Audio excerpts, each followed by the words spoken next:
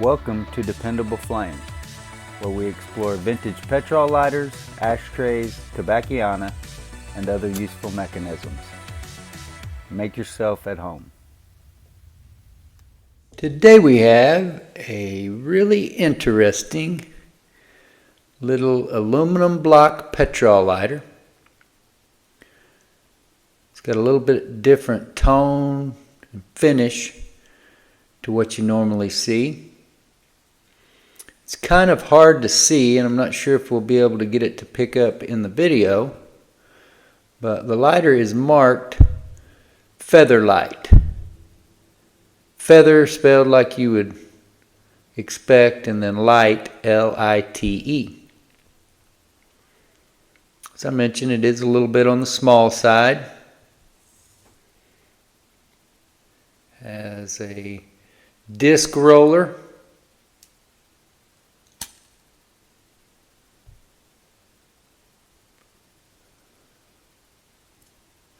And the wick, while it's doing a decent job of lighting up, it appears as though its structural integrity may be in question. A good part of it is singed up, and it keeps getting caught underneath the snuffer.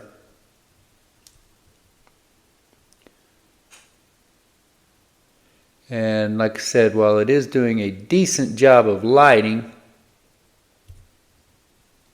it's not doing a very good job of staying out of the way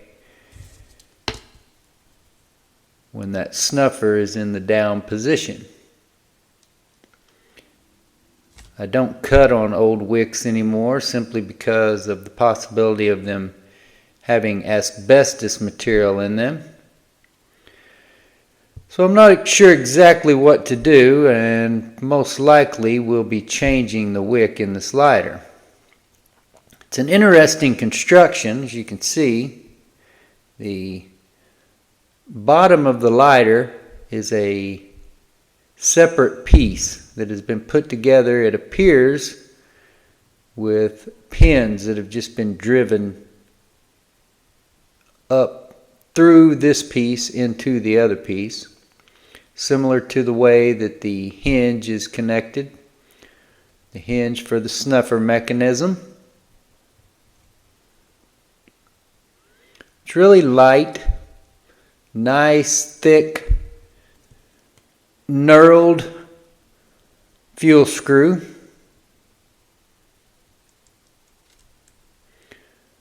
With an integrated standard precision screwdriver to manipulate the flint spring screw.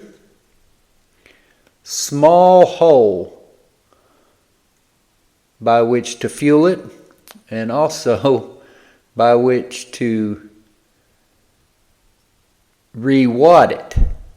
So that might be a bit of a challenge. These aluminum block petrol lighters typically don't have wadding packed into them very densely, so that might make it a little bit easier to get that wadding out in order to re-wick the lighter. Like I said, it's lighting pretty reliably. Does show scratches, scuffs, dings, some corrosion. I'm not sure what this mark here is. It looks like it might have been a drill hole. Hard to see. There is an indentation there. So I don't know if that is just a blemish that occurred or if maybe that hole was there on purpose. Hard to say. This lighter is listed on the Toledo Bend BCL site. They had pictures of one example, and from those pictures it looked like, just like you can see this seam on the bottom where the bottom piece that includes the fuel hole and fuel cap is attached to the main part of the lighter, but in the example that they had on the Toledo Bend VCL side, it appeared as though there were some seams running up. I do not see that on this lighter. I don't know if maybe it was just finished better than the other one, or maybe the construction varied depending on what materials they had. Hard to say. No information about where it was made. And you can see there with that wick kind of bunching up on itself, that snuffer was slightly in the up position. There it is all the way down.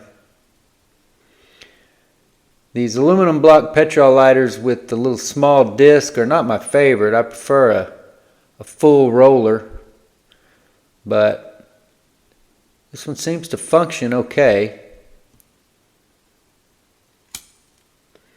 And LITE fairly reliably, considering that old wick at the very least needs to be trimmed up. I don't know, maybe I'll take it outside, trim it, hope that I don't breathe any asbestos while I do it. Or maybe I'll just change the wick altogether. We shall see about that. But overall, I'm pretty happy with it. Pretty happy with the function.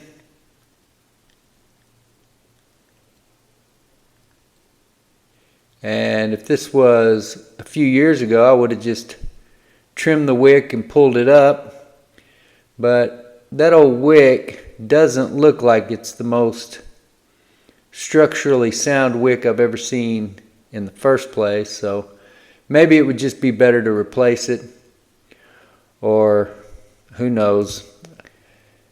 I know there are a lot of collectors that would rather have a lighter in new condition as it came when it was new, with all its expendable materials still in it.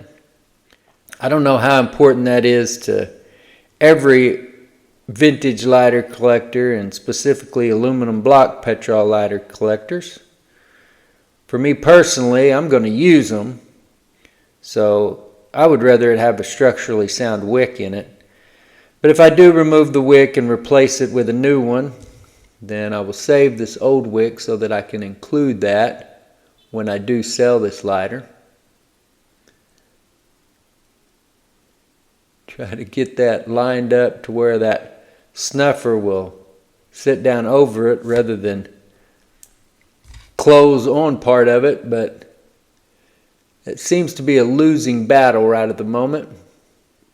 So I'll have to make a decision on this one, whether to replace that wick, and that is the way I'm leaning currently.